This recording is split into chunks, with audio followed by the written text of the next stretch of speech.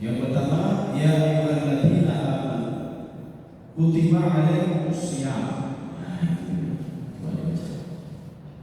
Wahai orang-orang yang beriman, diwajibkan atas kamu berpuasa. Diwajibkan atas kamu berpuasa. Di dalam tafsir Al-Wasit, ini kita menggunakan tafsir Shafi'i. Di dalam tafsir Al-Wasit, kenapa ada alif lam as-siyam? Ini namanya ahdu dhihni.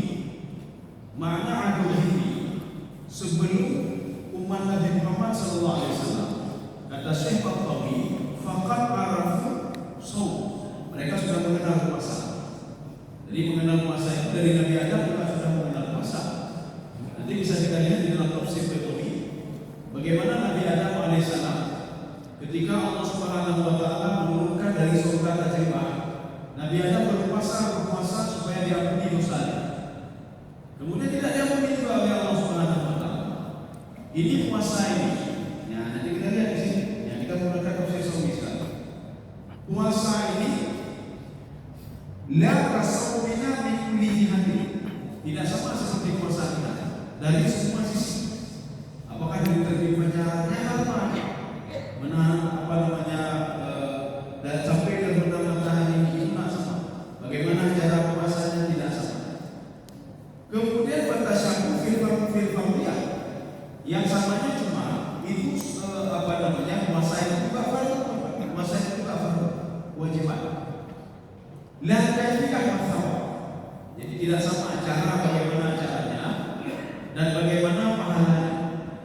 Kalau pahala bagi umat Nabi Muhammad SAW, Allah mengatakan fasawmu illa sawm fa innahu li wa ana ajzihi. Kita jangan salah paham terhadap hadis ini.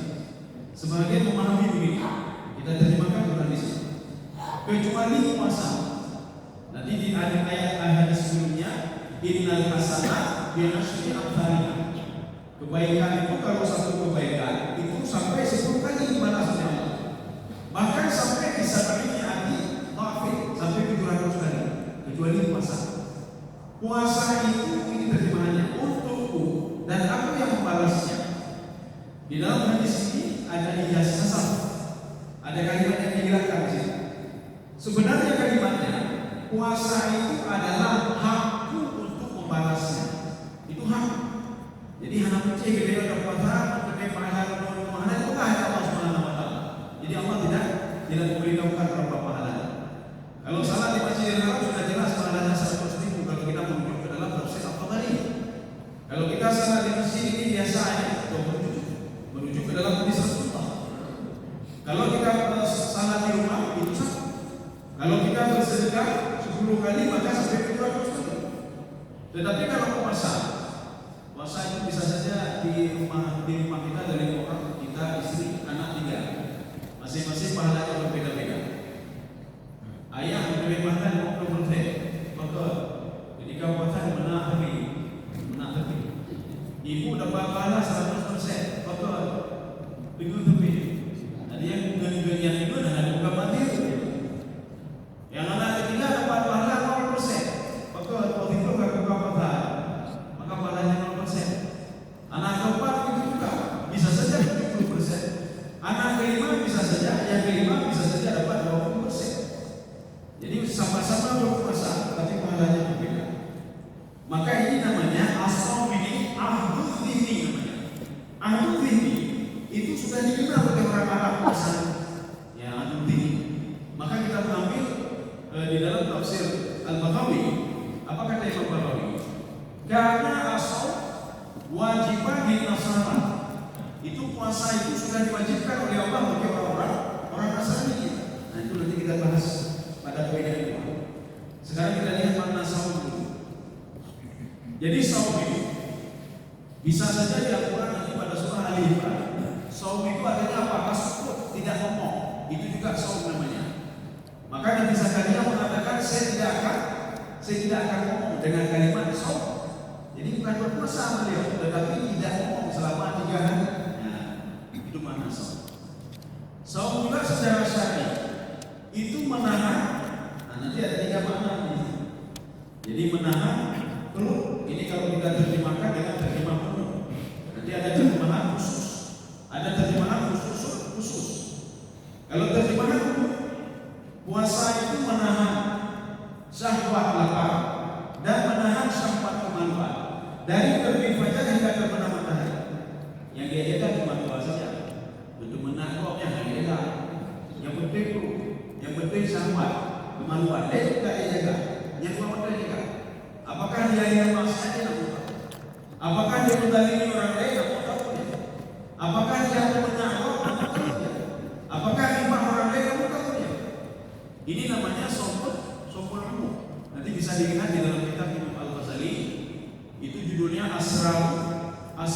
saumi wa syara'iha wa syara'ikum pada juz 1 yang sudah ditahqiq oleh Syekh Said bin Imran. Ini yang pertama.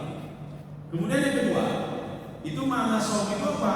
Terjemahannya saum khusus. Sekarang kita terjemahkan saum khusus. Menahan sesuatu dari terbit fajar hingga terbenam matahari. Apa sesuatu itu? Perut, manual, dan ditambah lagi seluruh al-jawarih anggota.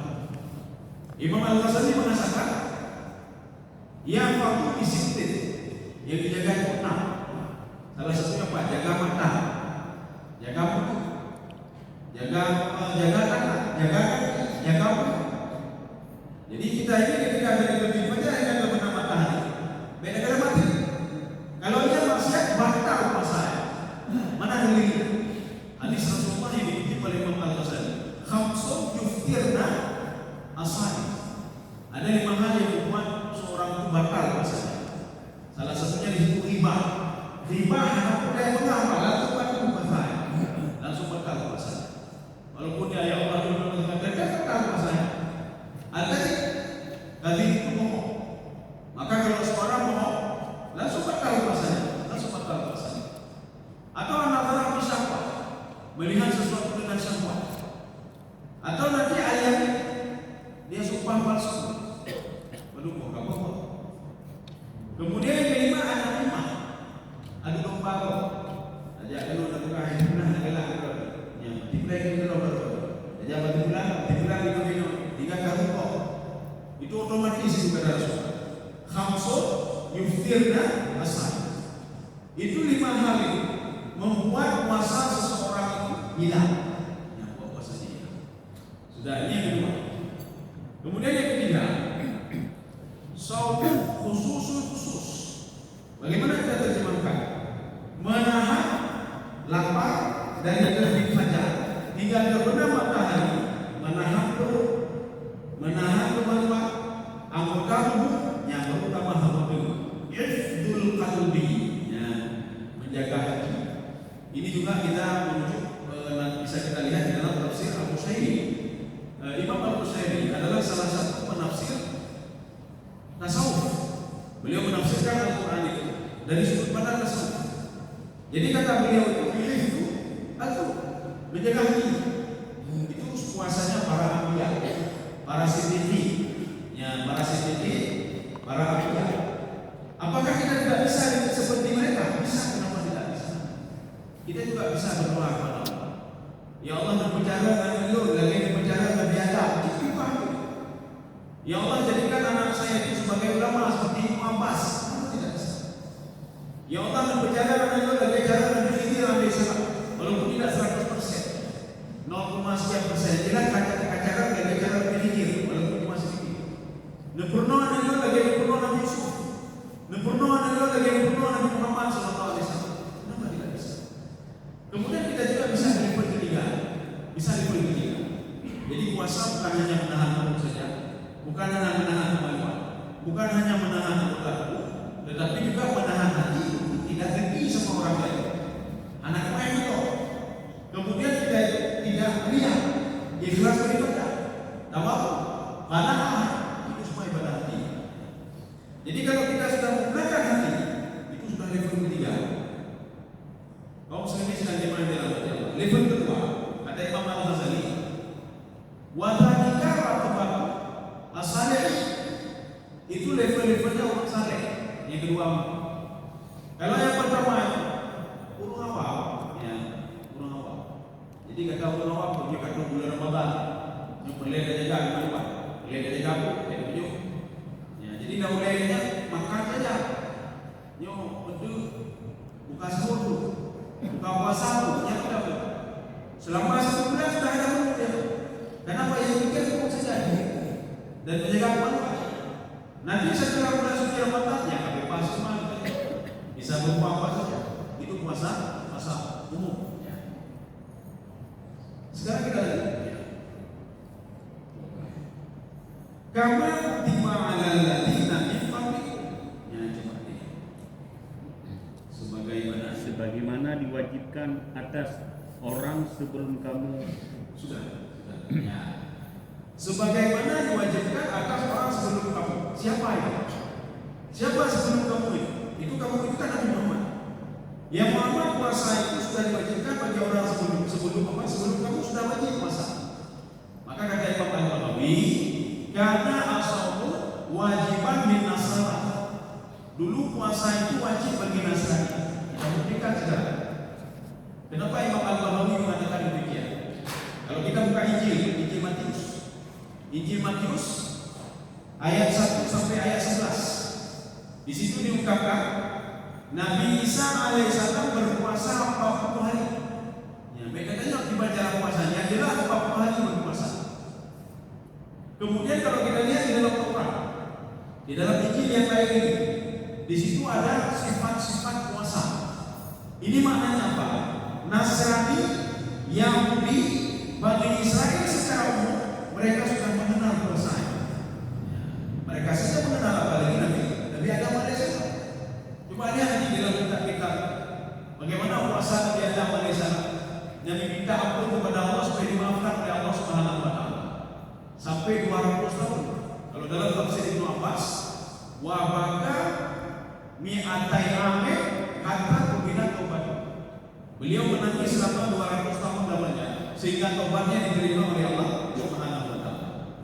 Ini kalimat Ibnu Abbas ini kita jumpai juga di dalam kitab Minhajul Abidin yang sudah disyarah oleh Sirajuddin Al-Albani.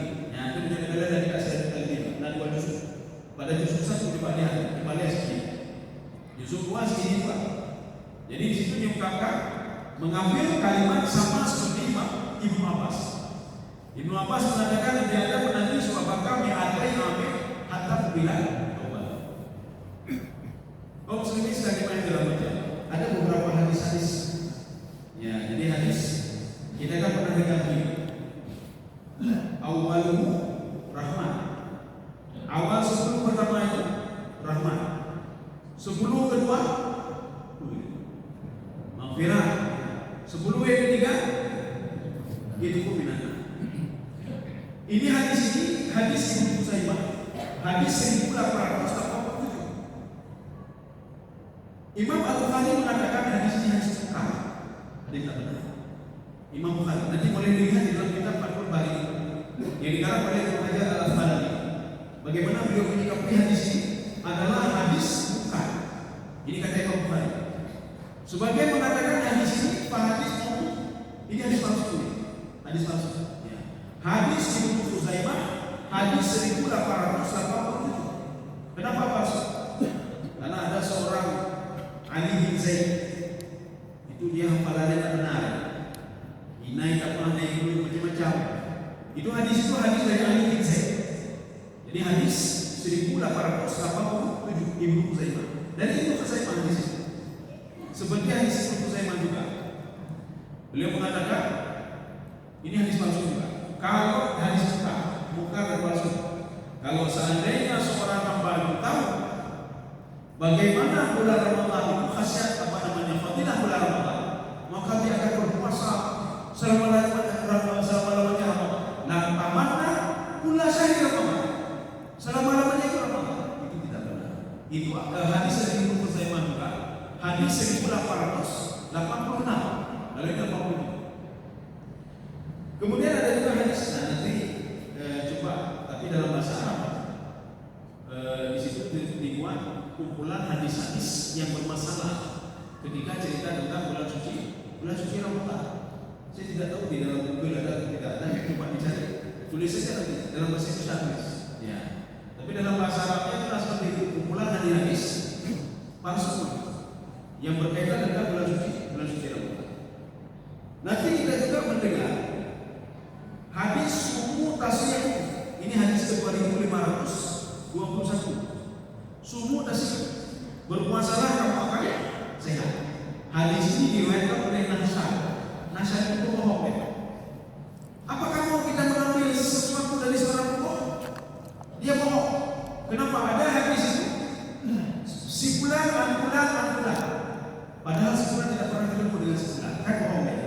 Ya. Ini hadis sumu tasyih. Berpuasalah kamu akan sehat. Nanti ada juga hadis memang hadis palsu. dawa bikuni dawa ini yang untuk umat kerabat. Makanya nak buka waktu habis masa Abu Bakar, Bapak Umar, Ali bin Abi Thalib, dia jualan teroknya nggak ada kurang. Begitu ada hari masuk Al-Bazijan dawa bikuni dawa ini yang untuk umat kerabat. Mulai tengok buka waktu lagu. Kenapa? Karena di dalam hadis itu dikatakan terok umat sekarang. Ada yang buat dimaksud.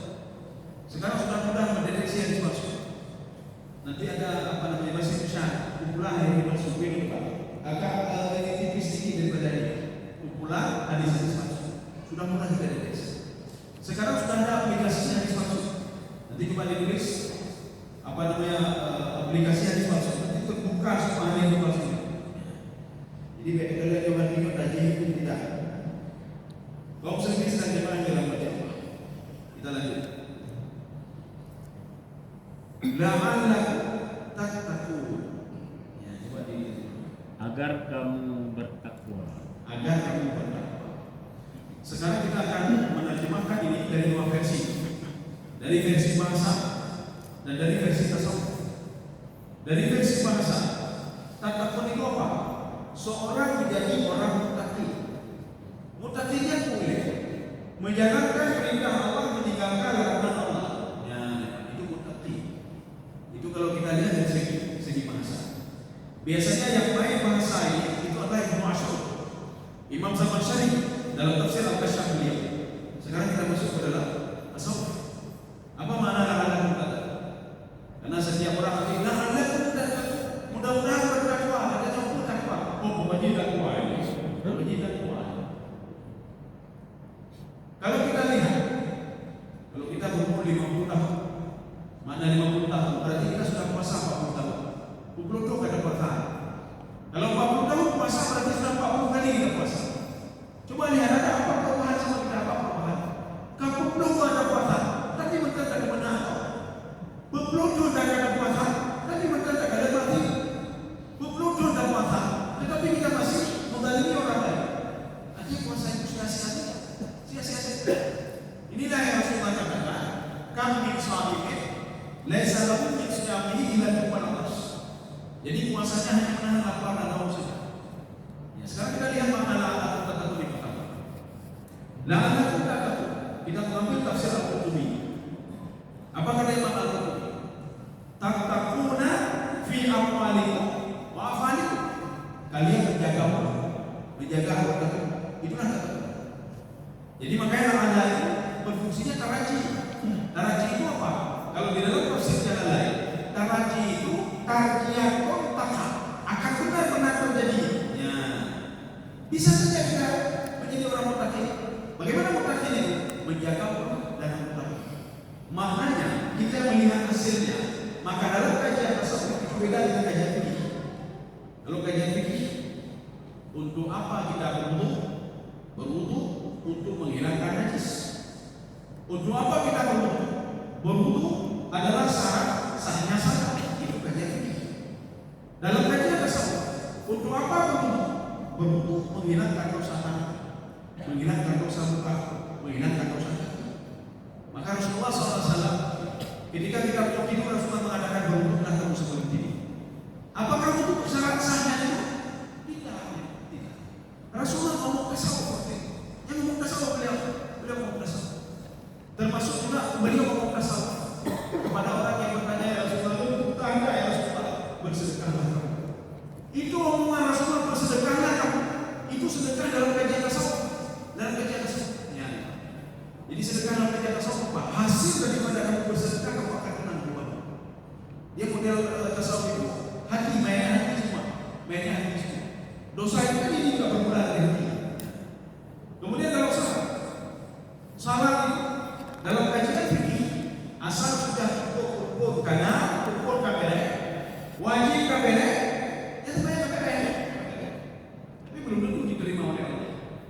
Berapa banyak orang tahu salah, orang tahu wajib salah, semua dia tahu, tapi belum tentu diterima salah. Dalam kajian tasawuf, ketika seorang salah, lihat outputnya bagaimana. Apakah dengan salahnya bisa membentuk karakter dia? Dia tidak buat maksiat saja, tidak mencuri dengan orang lain, hatinya menjadi tenang.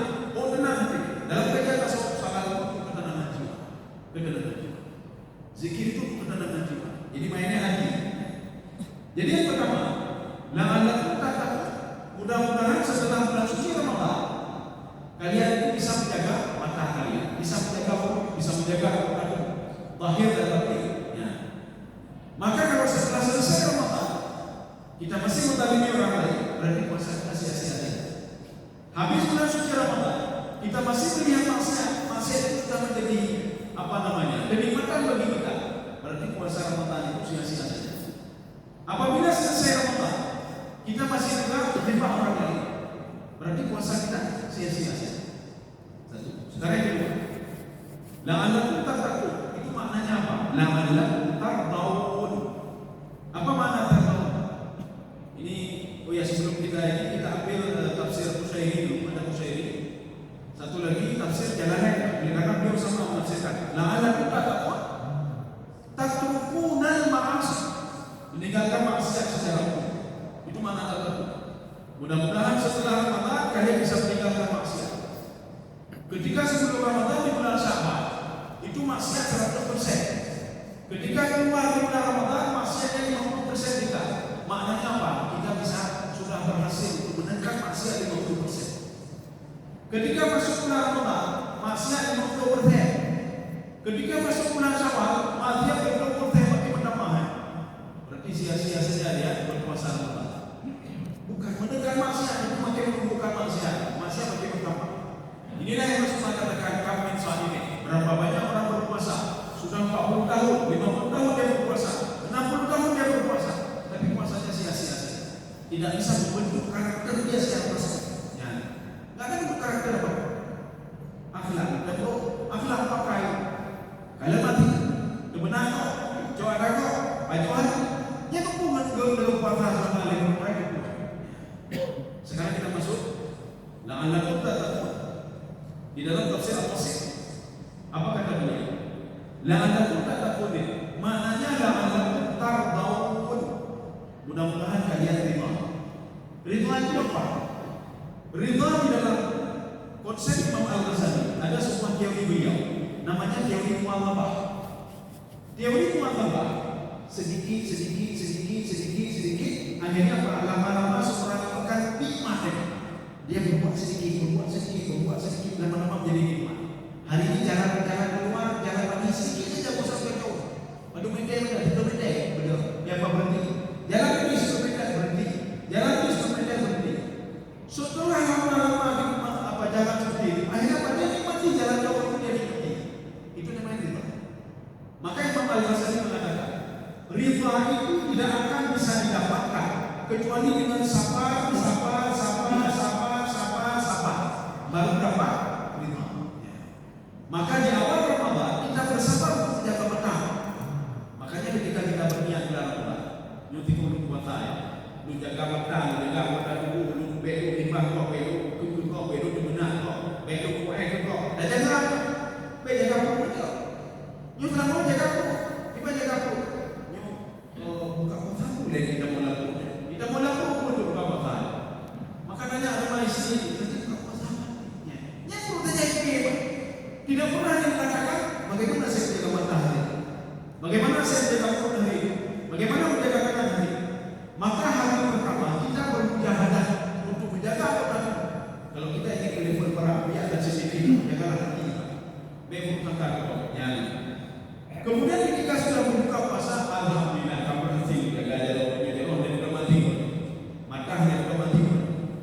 Makanya tidurnya orang puasa itu ibadah. Kenapa ibadah? Karena dengan dia tidur, selamatlah tangannya, selamatlah matanya, selamatlah anggota tubuhnya untuk tidak berbuat maksiat. Tapi kalau selain itu kita bisa berbuat yang lain, lebih bagus baca Quran saja daripada tidur. Mencoba baca Quran di kahit, tidur saja. Jadi tidurnya itu kan apa? Pahala. Memang hadis itu tetapi walaupun baik, itu bisa untuk kita amal, motivasi ibadah. Artinya daripada kita keluarga maksiat, lebih bagus tidur saja di rumah. Maka cara dapat pahala yang kedua, yang pertama, mengerjakan kebaikan. Gimana kebaikan? Rumahnya tahajud udah malam. Lebih pahala cara umum. Uang ada yang terdekat, lebih pahala. Kemudian yang kedua, kita bisa mencari pahala dari kejahatan. Bagaimana dari kejahatan? Ketika kita mau lihat maksiat, itu kan kejahatan kita. Kita menghindar diri dari kejahatan. Kita hidup dalam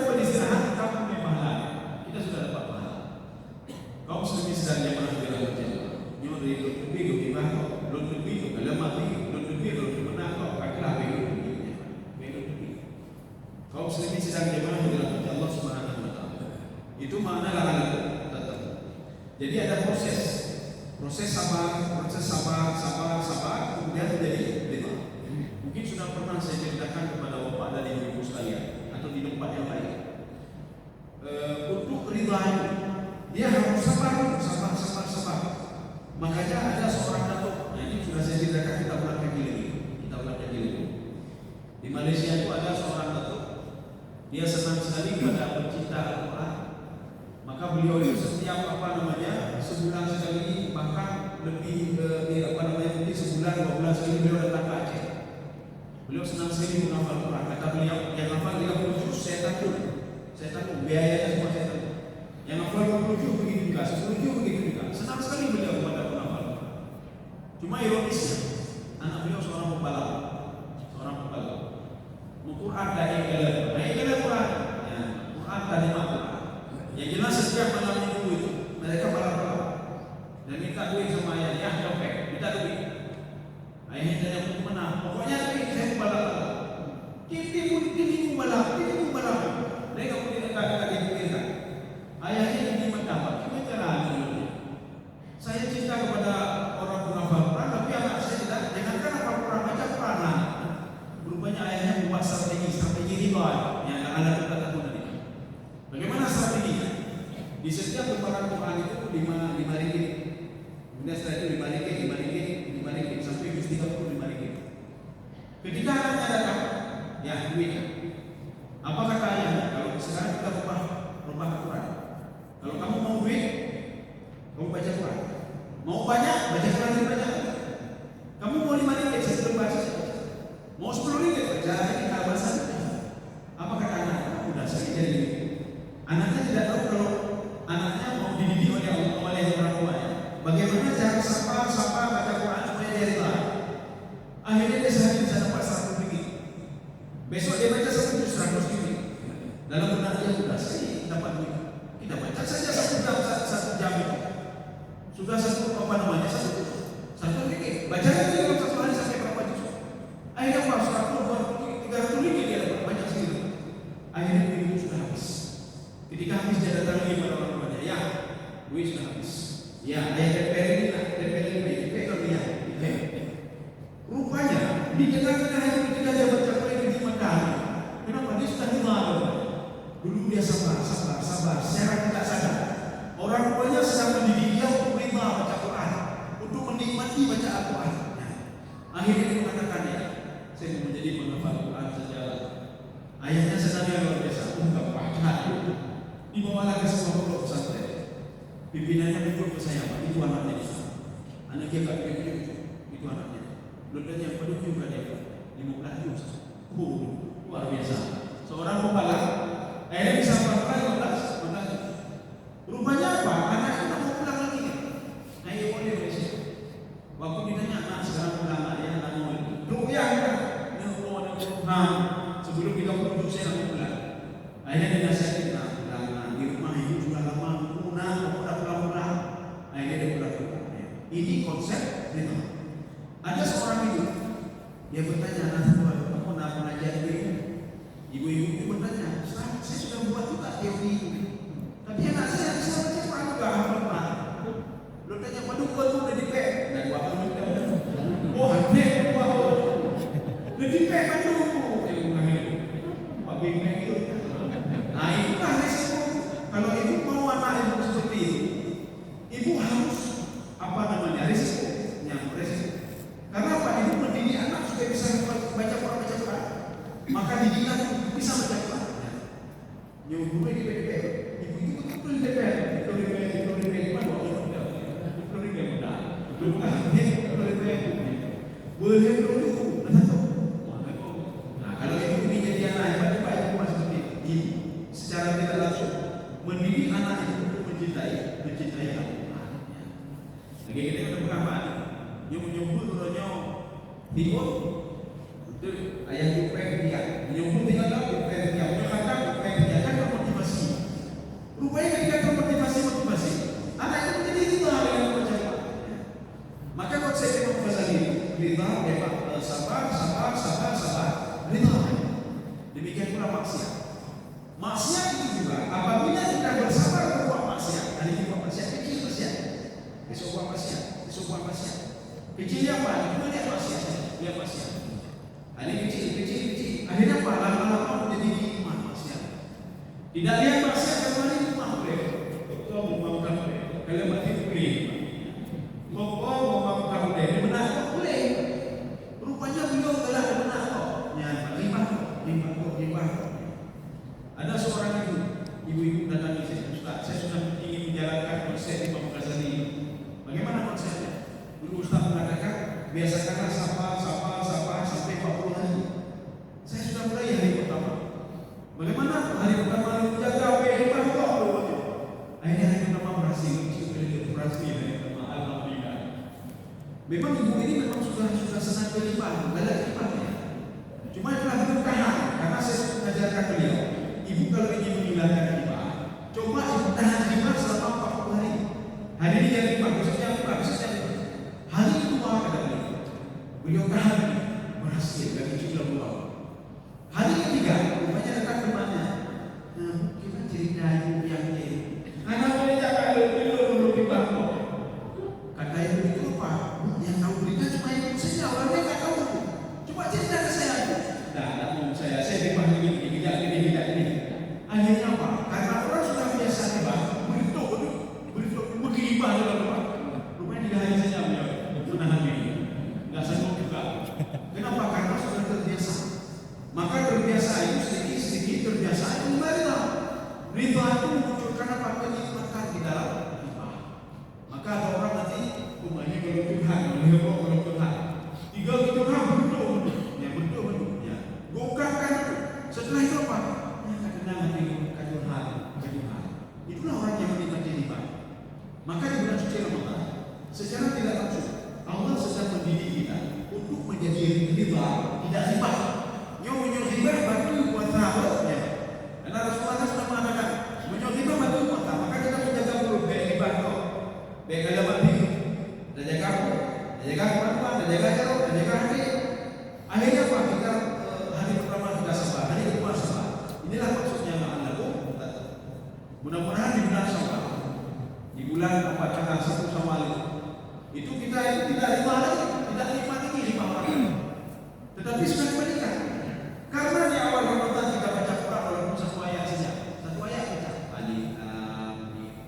Ramadan kedua, Dalikal kitabul la raiba fihi hudal lil muttaqin. Ayat yang ketiga terus begitu sampai balik akhir Ramadan dan ayat. Rupanya ketika masuk bulan Syawal kita sudah membaca Quran. Kenapa? Karena kita ya terus menerus kita lakukan. Tapi kalau dalam konsep beliau itu bukan 30 hari, itu sampai 40 hari, ya 40 hari. Maka biasakan terus dari sekarang di bulan Syawal. Maka kenapa nanti barang siapa yang telah berpuasa Ramadan mengikuti dengan puasa Syawal, mudah-mudahan yang dimaksudkan Rasulullah tadi yang berupa supaya seorang riba berbuat kebaikan. Karena selain dilakukan lagi dengan Syawal selama 6 hari. Kau semisal dan lima yang dilakukan Allah Subhanahu wa Ta'ala. Sekarang kita merujuk ke dalam tafsir As-Sa'di. Apa kata beliau? Kenapa disebutkan al-lakum tatakun di sini? Beliau mengatakan, beliau menghubungkan al-lakum tatakun ini dengan siyam. Apa kata beliau? As-siyam min asbabit taqwa. Itu puasa adalah sebab seorang menjadi orang bertakwa maka harus puasa. Ini kata Imam Sa'di. Makanya di dalam kitab Imam Al-Ghazali beliau mengutip hadis Rasulullah SAW. Apa sabda Rasul? As-sawmu minas sabri. Itu puasa itu adalah bahagian daripada sabar, bahagian daripada sabar. Maka orang yang tidak puasa, sabar, puasa adalah bahagian daripada sabar. Maksudnya apa? Kalau ingin kita itu ada cuma sabar, maka terus berpuasa untuk mendidik kita bisa menjadi orang sabar. Satu. Pemahaman yang kedua, puasa itu adalah bahagian daripada sabar. Maksudnya apa? Dengan berpuasa mendidik kita menjadi sabar. Satu. Pemahaman kedua, dengan kita berpuasa sabar menjadi orang yang riba. ritual ini tidak akan kita dapatkan kecuali dengan sama. Bagaimana caranya? Berpuasalah di bulan suci Ramadan. Makanya nanti ada seorang pemuda mendatangi Rasulullah SAW. Karena nanti begini, ada jamaah bertanya, ini yang paling afdal kita lakukan di bulan Ramadan apa? Ya, itu waktu bulan Syaban, yang afdal kita lakukan di bulan Syaban apa? Waktu bulan Rajab, yang paling afdal di bulan Rajab apa? Lu bukan hidup kayak bertutah roh, kayak bertutah roh. Lakukanlah hal kecil-kecil. Jangan susahkan ini. Oh yang lebih afdal salah ini, beliau salah. Susah kok. Kita yang kecil-kecil saja, kecil-kecil saja. Dan Rasulullah pernah mengatakan, ada seorang pemuda mendatangi Rasulullah SAW. Ya Rasulullah, amal ibadah saya cuma ya Rasulullah. Lain tidak ada ya Rasulullah. Yang pertama puasa bulan Ramadan. Saya tak pernah tinggal puasa ya. Kalau pun tinggal saya kablah ya Rasulullah. Tak pernah saya tinggal. Tapi saya tak pernah puasa Asyura, tak pernah puasa Tasyura, tak pernah puasa Syaban, tak pernah puasa Syawal, tak pernah puasa Senin Kamis, tak pernah. Apalagi puasa apa hidup puasa dulu ya Rasulullah. Rojo puasa di kampung puasa ada dulu ya Rasulullah. Satu. Amal ibadah saya kedua adalah salat mafruḍah. Salat 5 waktu.